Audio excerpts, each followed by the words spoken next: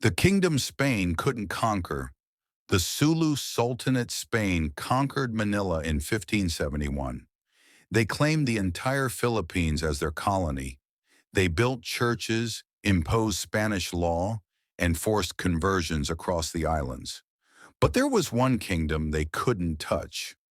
For over 300 years, the Sulu Sultanate in the southern Philippines resisted every Spanish invasion, outlasted the entire colonial period, and remained independent until the Americans arrived. This is a story Spain tried to erase from history. The Kingdom Before Spain. When Ferdinand Magellan arrived in 1521, the Sulu archipelago was already a powerful Islamic sultanate. It wasn't some small tribal territory. It was a sophisticated maritime kingdom that controlled trade routes between China, Borneo, and the Malay Peninsula.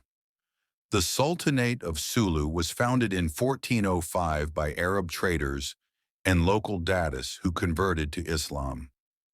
By the time Spain showed up, Sulu had been Islamic for over a century. They had a structured government, a standing navy, diplomatic relations with neighboring sultanates, and a thriving economy based on pearls, sea cucumbers, and the spice trade. The Sultan wasn't just a religious leader.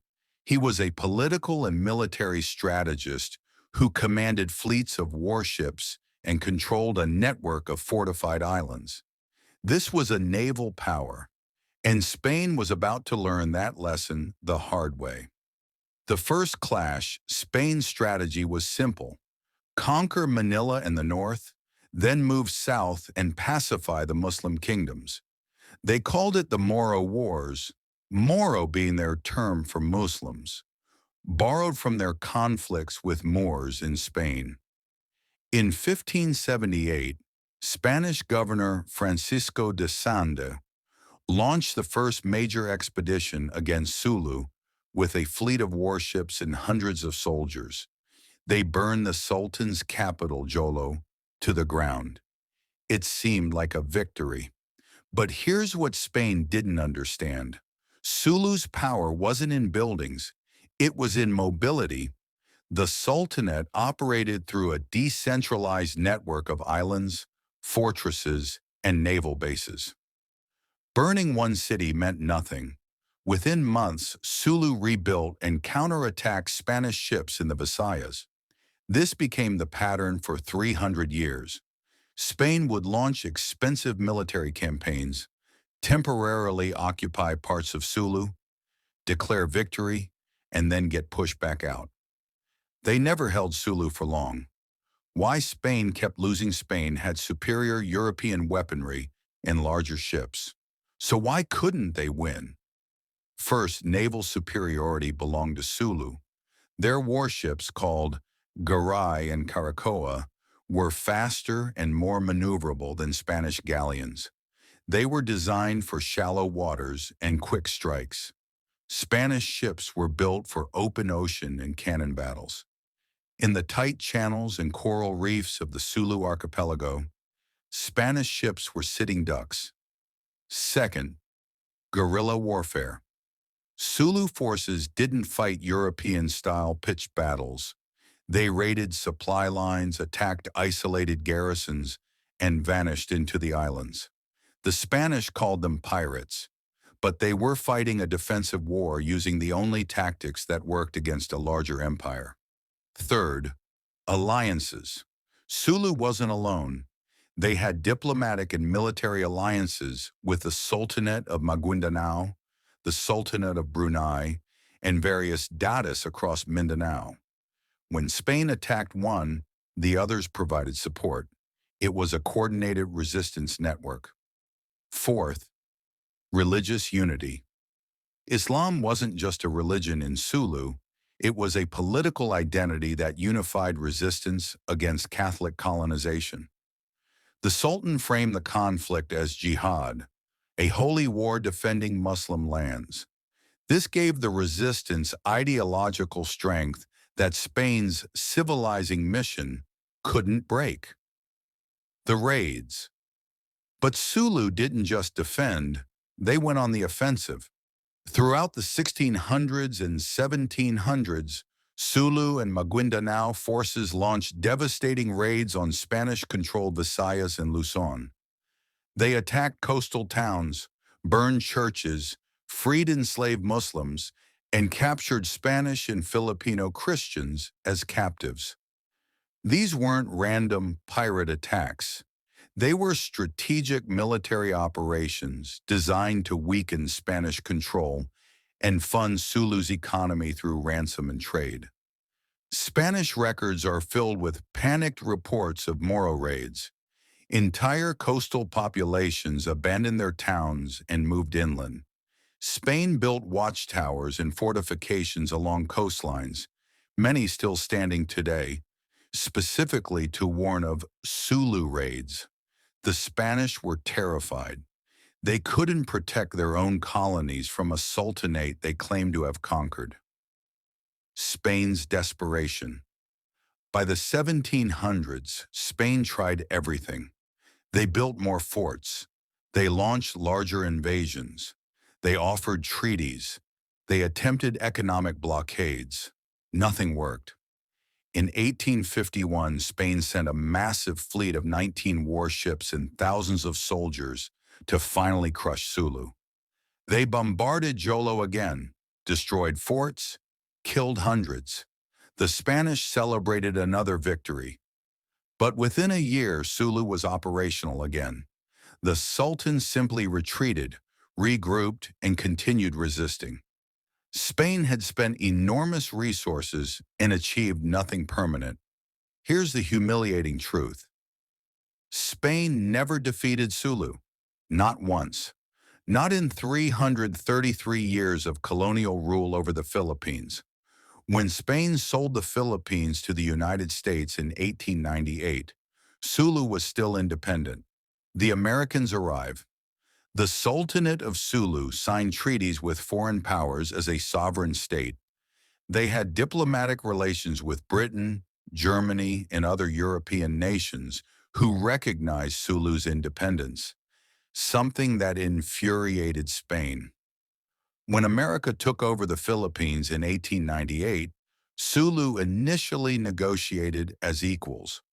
The Bates Treaty of 1899 recognized the Sultan's authority in exchange for Sulu not resisting American presence. It was a mutual agreement between two sovereign powers, but America eventually broke the treaty. In 1904, they launched military campaigns to forcibly incorporate Sulu into the Philippine colony. Even then, resistance continued. The Battle of Budajo in 1906 saw American forces massacre around 1,000 Moro fighters and civilians who refused to surrender. Sulu's formal independence ended not because they were defeated, but because the world changed. The age of sultanates was ending. The modern nation-state system left no room for small maritime kingdoms. What this means. The Sulu Sultanate's resistance is one of the longest anti-colonial struggles in history, 333 years against Spain, decades against America. They outlasted the entire Spanish colonial period without being fully conquered. But here's what makes this story tragic. It's barely taught. Most Filipinos learn that Spain colonized the Philippines in 1565, and that's it. The fact that a third of the archipelago remained unconquered is erased. The narrative is simplified. The Philippines was a Spanish colony. End of story. This erasure serves a purpose. Acknowledging Sulu's independence complicates the national narrative. It reveals that the Philippines, as a unified nation, is a colonial invention. Spain never actually controlled the entire archipelago. It also explains why Muslim Mindanao has always felt separate from the rest of the Philippines, because historically it was separate. Sulu and Maguindanao were independent Islamic states with their own political systems, languages, and identities. They were forced into the Philippine nation-state by American imperialism, not by shared history with Manila. The legacy today, the Sulu Sultanate technically still exists. There are claimants to the title of Sultan, though they have no political power.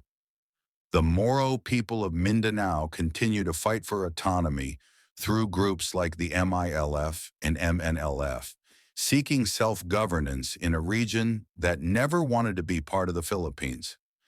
The Bangsamoro Autonomous Region, created in 2019, is essentially an acknowledgement of what was always true. The Muslim South has a distinct identity that predates and exists outside the Philippine nation-state.